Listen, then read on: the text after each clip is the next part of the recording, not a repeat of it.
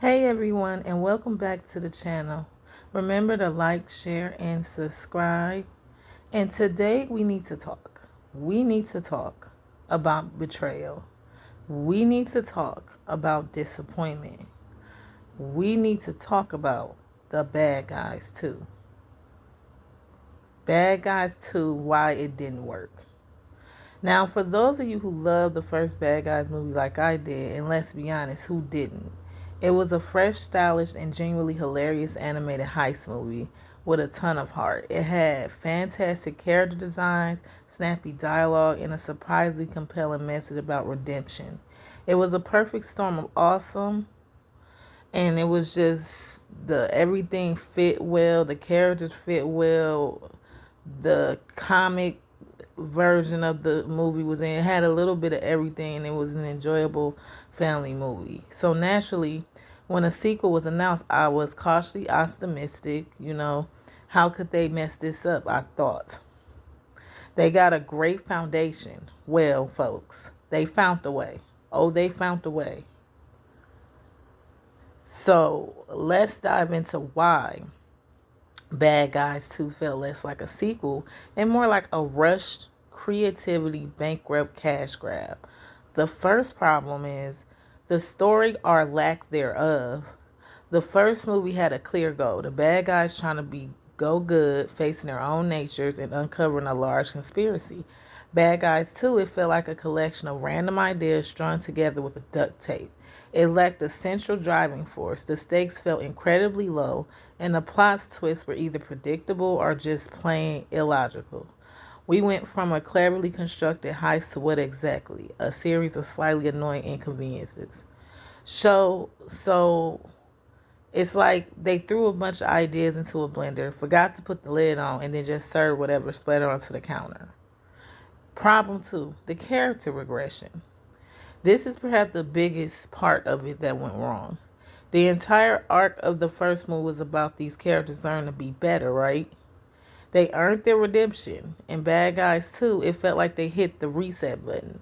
Suddenly, Mr. Wolf is second guessing his good guy status again. Snake is back to being selfish in a way that feels unearned after his arc.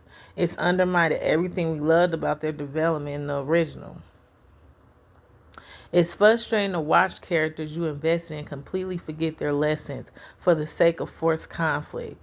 It felt like they didn't trust the audience to remember or appreciate the growth from the first film. Problem three, the new characters. Underwhelming and unnecessary. I did not feel like they needed the new character. They could have just kept the character that was on there was enough. I felt like when you introduce new characters in a sequel, they should either enhance the existing cast or provide a new dynamic or genuinely move the plot forward. The new additions to Bad Guys 2 felt flat, and they either didn't add much or worse, they actively detracted from the core group. We're already new and loved, and they felt like thinly veiled plot devices rather than fully fleshed out personalities. It's like bringing a bunch of strangers to a party where everyone already knows each other and has their own inside jokes. They just don't fit. The humor and the style was very dumbed down. The first Bad Guys had a sharp, witty humor that I brought up in the beginning, and it appealed to both kids and adults. The visual style was distinct and energetic. In the sequel, the humor felt more childish, relying on slapstick and obvious jokes. The animation, while still technically proficient, lost some of their unique flair. It felt generic. It's like they took all the unique ingredients that made the first movie so delicious and replaced them with a bland, mass-produced substitutes. But in conclusion, Bad Guys 2 isn't an unwatchable movie, but it's deeply disappointing. It's a prime example of a sequel that misunderstands what made its predecessor special. It felt like a checklist of sequels rather than a genuine evolution of a story or characters. Sometimes it's better to leave a good thing alone. The first Bad Guys was a perfect one off. This sequel just proves that not every story needs to continue, especially if there's no compelling reason for it. What do you think of the Bad Guys too? Am I being too harsh or did it miss the mark for you too?